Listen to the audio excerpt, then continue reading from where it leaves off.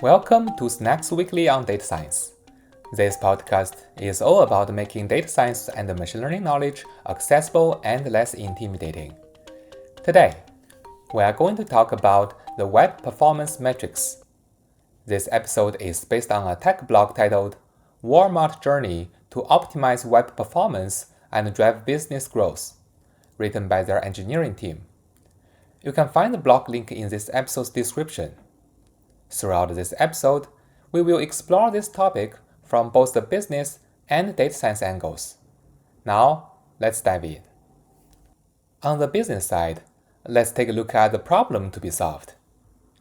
Walmart is one of the world's largest retailers. It operates thousands of stores globally and running a massive online marketplace. With that scale, ensuring a fast and responsive digital experience is essential for its growth. When customers shop online, even small delays can have big consequences. A web page that takes a bit longer to load can lead to fewer clicks, fewer add-to-cart actions, and ultimately fewer purchases. Over time, these delays can chip away at customer trust and loyalty, promoting shoppers to turn to competitors with a smoother digital experience. There is another layer to this problem, which is search visibility. Google's ranking algorithm factors in site performance. So if pages load slowly, they can slip down in search results, leading to less organic traffic as well. That means fewer potential customers discovering Walmart's products in the first place. This creates a compounding cycle. Slower pages lead to slower engagement, which hurts search rankings, which then result in fewer visitors. For a retailer at Walmart scale, where millions of people interact with the site every day, even fractions of a second in page load time can translate into millions of dollars in lost revenue or missed opportunity. Improving web performance is a strategic business lever, the one that directly impacts customer satisfaction, engagement, and its long-term growth. Now that we've understood the business problem, let's dive into the technical side to see how the team tackled this challenge. The first challenge was choosing the right metrics to measure performance effectively. Traditionally, teams rely on back-end metrics like server response times or API latency. These metrics are useful for monitoring infrastructure health, but they don't always reflect what users actually experience. For example, a backend might respond in milliseconds, which is fast. But if large images or heavy scripts delay what appears on the screen, then the page still feels slow.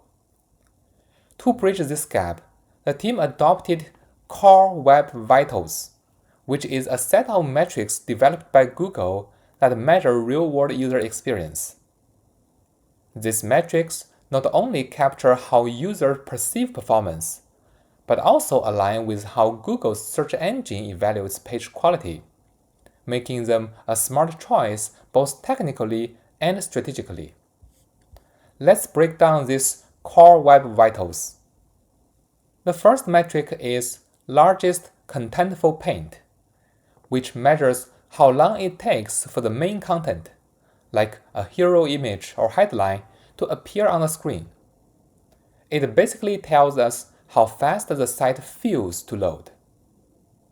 The second metric is interaction to next paint, which tracks how quickly a page responds when users interact with it.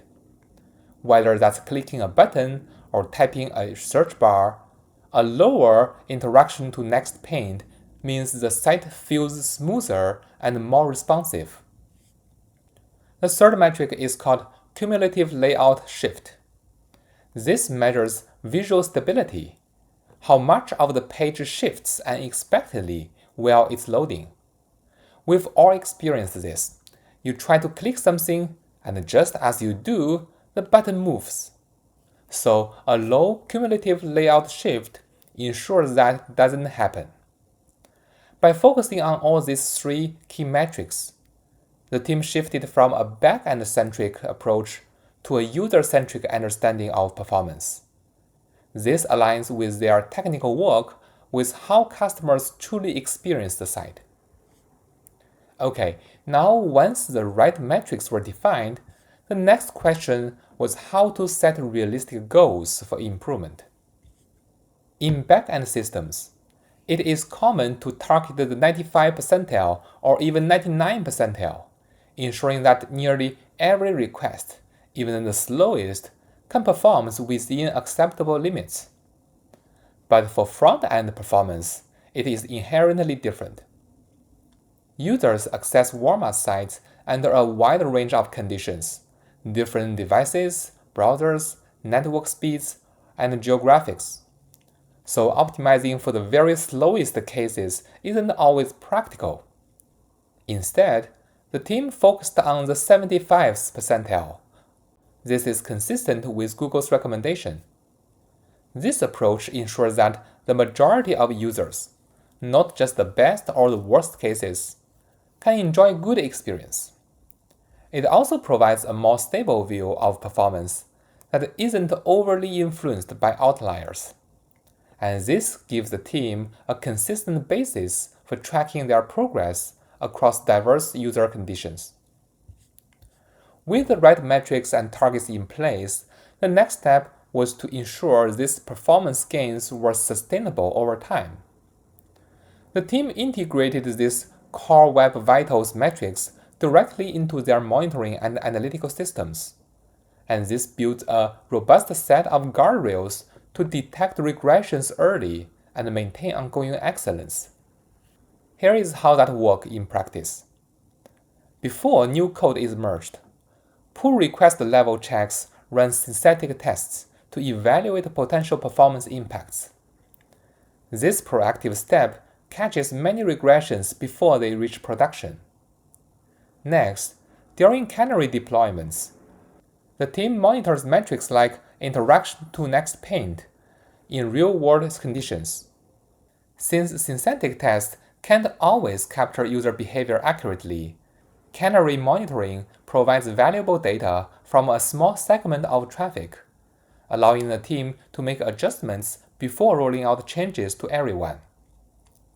Once the code is fully rolled out into production, real-time alerts help teams quickly identify and respond to unexpected changes in the core Web Vitals throughout the day or week. To keep performance top of mind, the team holds operational excellence reviews, where weekly performance metrics are reviewed with leadership. This ensures that maintaining a fast and responsive user experience remains a shared priority across teams. And finally, Walmart integrates core Web Vitals into its A/B testing framework. Alongside key business metrics like add-to-cart clicks and modular impressions, this ensures that new features are evaluated not just for their business impact, but also for their effect on user experience. For example, adding a newly developed resource-intensive module might boost engagement or revenue, but it could also slow the page down. To balance both goals, the team often uses lazy loading, where such modules are loaded only when they come into view. This approach preserves performance while still achieving the desired business outcomes. Now that we've discussed both the business problem and the technical solution, let's wrap it up. In this episode, we explored how Walmart tackled the challenge of optimizing web performance at scale.